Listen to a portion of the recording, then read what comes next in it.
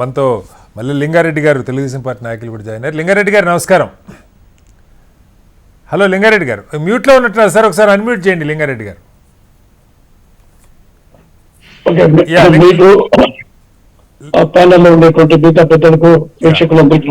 లింగారెడ్డి గారు 2-3 ప్రశ్నలు మీకే. ఇప్పుడు గతంలో తెలుగుదేశం ఒక 5 ఏళ్ళు అధికారంలో ఉంది, కొన్ని తప్పులు జరిగినాయి, ప్రజలు 23 సీట్లు ఇచ్చారు. అంతకంటే తర్వాత వచ్చిన వైసీపీ ఇంకా ఎక్కువ తప్పులు చేసింది, ప్రజలు అంతకంటే ఎక్కువగా పనిష్ చేశారు, 11 సీట్లు ఇచ్చారు. ఆ 2 సందర్భాల్లో ఒకళ్ళనొకళ్ళు విమర్శించుకోవటం, వ్యక్తిగత దూషణలకు దిగటం, లేదు స్పీకర్లు వ్యవహరించిన తీరు, ఇవన్నీ కూడా దేశం అంతా చూసింది, ముఖ్యంగా తెలుగు రాష్ట్రాలు చూశారు. ఈసారి ఇప్పుడు మళ్ళీ 3వసారి కొత్త ప్రభుత్వం మన ఆంధ్రప్రదేశ్ విభజన తర్వాత ఏర్పడ్డ రాష్ట్రంలో కొత్త ప్రభుత్వం ఫామ్ అయింది. ఈసారన్నా సరే సభలు సక్రమంగా సాగుతాయా అన్నదానికి ఒకటే ప్రతిపక్షమేమో దీన్ని సాగ్గా, ఎందుకంటే ఇప్పుడు బాజీ గారు అన్నట్టుగా ఆడుకుంటారన్న ఇది కనపడుతుంది, ఆడుకుంటారేమో వెళ్తే అన్నది వాళ్ళు చెప్పినా చెప్పైనా వ్యక్తం అవుతుంది. మీరేదన్నా అది కాదు అని భరోసా ఇస్తారు, లేదు రండి మాట్లాడదాం, రాష్ట్ర ప్రయోజనాల కోసం మీకు కూడా ఒక 37-38% ఓట్లు వచ్చినాయి, సీట్లు ఎన్నన్నా కానివ్వండి అన్న టోన్ మీ దగ్గర నుంచి రావట్లా. ఇవాళ హోంమంత్రి గారి స్టేట్మెంట్ చూస్తే రఘురామకృష్ణరాజు గారు డిప్యూటీ స్పీకర్ అయితే అధికారికంగా ప్రధాన ప్రతిపక్ష హోదా ఇచ్చినా కూడా వైసీపీ రాదని చెప్తున్నారంటే ఏం చెప్పదలుచుకున్నారు? వస్తే గ్యారంటీగా ఆడుకుంటా అన్నది రఘురామకృష్ణరాజు గారిని డిప్యూటీ స్పీకర్గా పెట్టడంతో ఎస్టాబ్లిష్ అయిపోయింది. కాబట్టి ఇక లీడర్ ఆఫ్ అపోజిషన్ ఇచ్చినా కూడా వాళ్ళు రారు అని మంత్రి గారు చెప్తా ఉన్నారు. ఇది రాష్ట్రానికి మంచిదేనా? లింగారెడ్డి గారు, మీరు చాలా సీనియర్ నాయకులు, చూశారు చాలా సభల్ని, చెప్పండి. ఇప్పుడు కోడెల శివప్రసాద్ స్పీకర్ కదా, మరి కోడెల శివప్రసాద్ గారు స్పీకర్ గా ఉంటే ఆయన జగన్మోహన్ రెడ్డి గారు వాళ్ళ ఎమ్మెల్యేలు కానీ రాలేదా?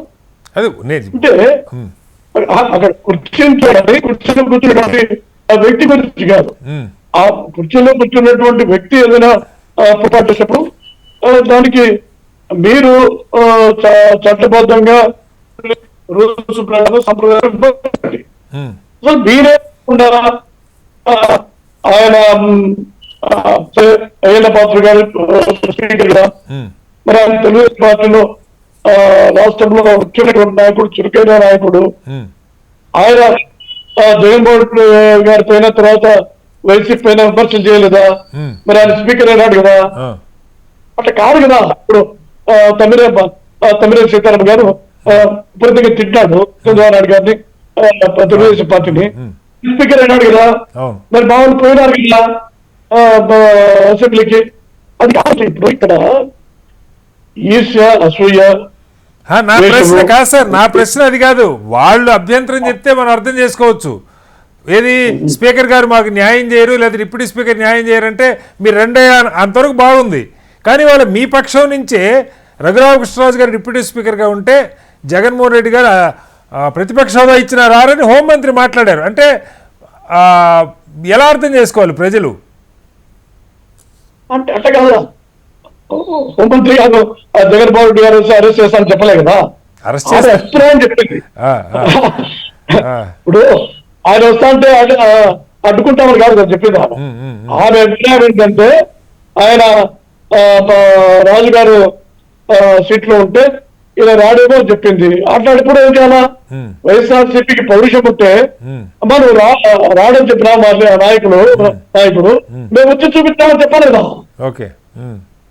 ఇప్పుడు ఈ రోడ్డు కూడా అంటే మెజార్టీ వస్తే ఒక పద్ధతి, రాకపోతే ఒక పద్ధతి. ఇక్కడేమో ప్రజలతో ప్రత్యక్షంగా ఎన్నుకోబడినటువంటి అత్యున్నత ప్రజావేదిక శాసనసభకు మీరు రారు, ఇక్కడికేమో కౌన్సిలర్కి వస్తారు.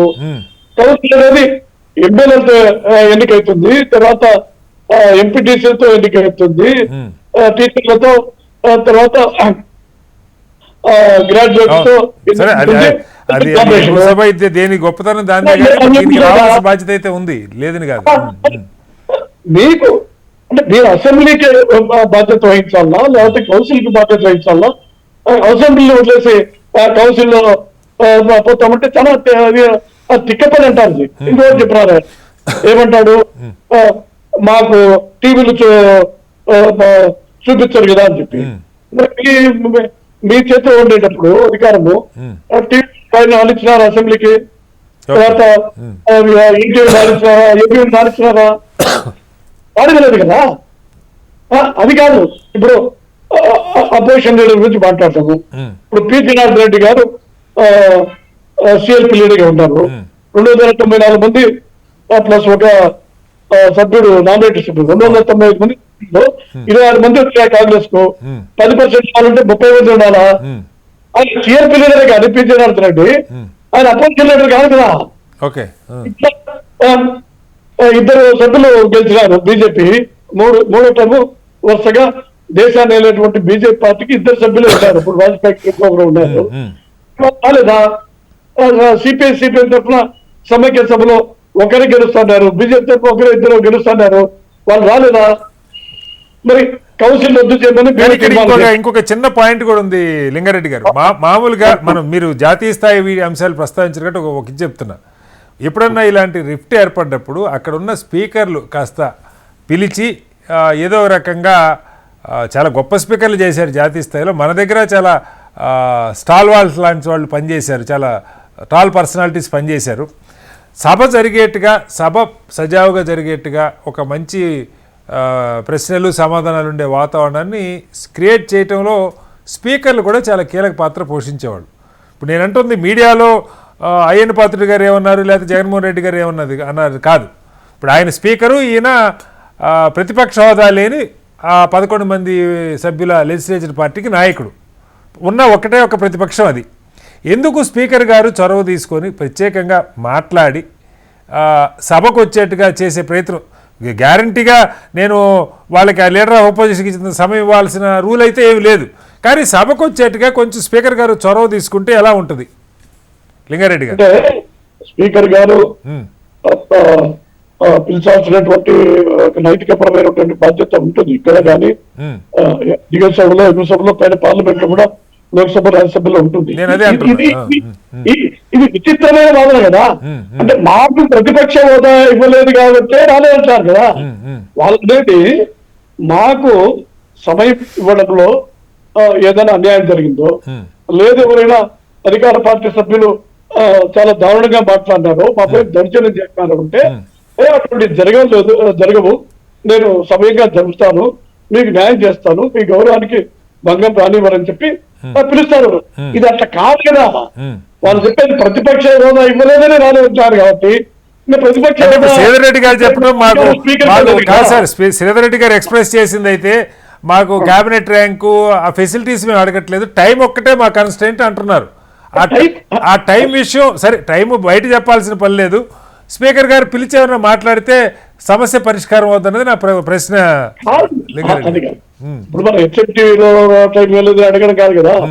వీళ్ళు పోయినారా సభ్యులుగా వాళ్ళ బాధ్యత నిర్వర్తించింది, వాళ్ళ అటెండెన్స్ రిజిస్టర్ లో సంతకం పెట్టి ఏదైనా క్వశ్చన్ వేస్తారా లేదా, లేదు బడ్జెట్ పైన మాట్లాడినారా లేదా, దానికి టైం ఇచ్చినారా లేదా, లేదు బిల్లు పైన ఏదైనా మాట్లాడినారు లేదా, అక్కడ పోయి అన్యాయం జరిగిన తర్వాత మాకు టైం ఇవ్వలేదు అనేది అడగాలి. కానీ మీరు పోకనే ఉంటే ఏం చేస్తారు?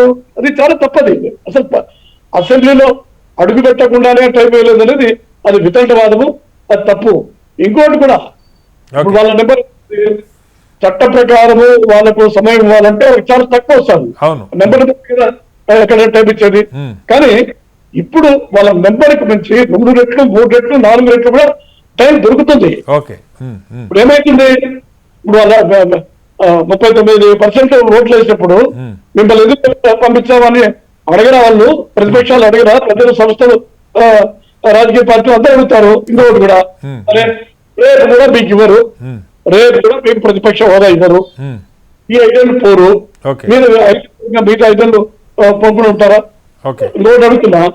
గతంలో మీకు 70 మంది శాసనసభ్యులున్నప్పుడు ప్రతిపక్ష హోదా, క్యాబినెట్ హోదా వచ్చింది కదా, మరి ఎందుకు పోలేదు? పోలేదు కదా. లాస్ట్ లో ముందు పోయారు, తర్వాత ఇక పాదయాత్రకు వెళ్ళాలని ఎప్పుడైనా కానీ అప్పుడు ప్రతిపక్ష హోదా ఇచ్చినా మీరు పోలేదు కదా. ఇప్పుడు ప్రతిపక్ష హోదా ఉండేప్పుడేమో మీరు పోరు, ప్రతిపక్షాలు హోదా లేనప్పుడేమో మాకు అది ఇవ్వలేదు కాబట్టి రామంటారు. ఇది చాలా తప్పు. ఇంకోటి కూడా, అప్లై చేశారు, కౌన్సిల్ రద్దు చేయమని చెప్పినారు. అవును. కౌన్సిల్లో మీకు మెజార్టీ లేదని చెప్పి అసెంబ్లీలో అవును. రిజల్యూషన్ పాస్ చేసి కేంద్రానికి పంపించారు లేదా? అవును. మరి కౌన్సిల్ రద్దు చేయమని చెప్పినటువంటి పార్టీకి, Okay. ప్రభుత్వానికి మీకు కౌన్సిల్ కి వచ్చేటువంటి అర్హత ఉందా? Okay. మాట్లాడేటువంటి అర్హత ఉందా? Okay. అంటే మీ రద్దు చేయమన్నప్పుడు మీ కౌన్సిల్లో మెజార్టీ లేదు.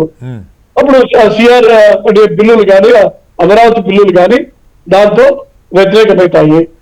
కాబట్టి కౌన్సిల్ రద్దు చేయాలా? తర్వాత మెజార్టీ వచ్చింది కాబట్టి కౌన్సిల్ ఉండాలా? Okay. మెజార్టీ లేకపోతే అసెంబ్లీ పోకూడదు.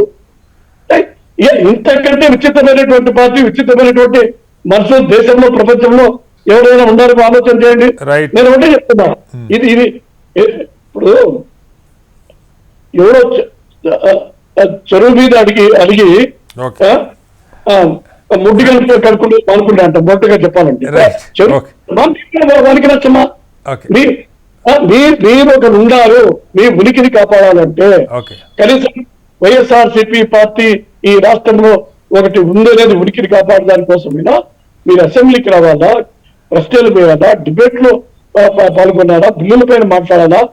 మీకు టైం ఇవ్వకపోతే Okay. మీరు నిరసన తెలియజేయండి, మీరు బాయ్కాట్ చేయండి, మీరు దగ్గరికి వచ్చి చెప్పండి, మాకు అన్యాయం జరిగిందని చెప్పండి. ఓకే. రైట్. ఏ విధంగా అన్యాయం జరిగిందో సభకు వచ్చిన తర్వాత మీరు చెప్పాలా? ఓకే. చెప్పకుండానే మాకు సమయం ఇవ్వలేదు. రైట్. రైట్.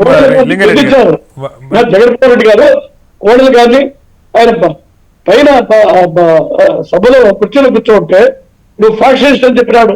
సరే, అవన్నీ ఇప్పుడు గత 10 ఏళ్ళలో జరిగినాయి, మీ అధికారంలో ఉన్నప్పుడు జరిగినాయి, వాళ్ళ అధికారంలో ఉన్నప్పుడు చూశారు సార్, కొత్త ఏమీ లేదు. చెప్పి బెదిరించాడు. ఓకే. ఇప్పుడు కొడాలని ఎట్లా మాట్లాడారు సభలో? రైట్. రైట్. సభలో ఎంత దారుణంగా దుర్వినియోగం చేశారు. ఓకే. చంద్రబాబు నాయుడు గారి తండ్రిని మాట్లాడతారా, సత్యమంది మాట్లాడతారా సభలో? ఓకే. మెజార్టీ ఉంటేనేమో ఇష్టం వచ్చినట్టు దుర్వినియోగం చేస్తారు, మెజార్టీ లేకపోతే ఒకటి మారి రకంగా ఆగితంగా మాట్లాడతారు.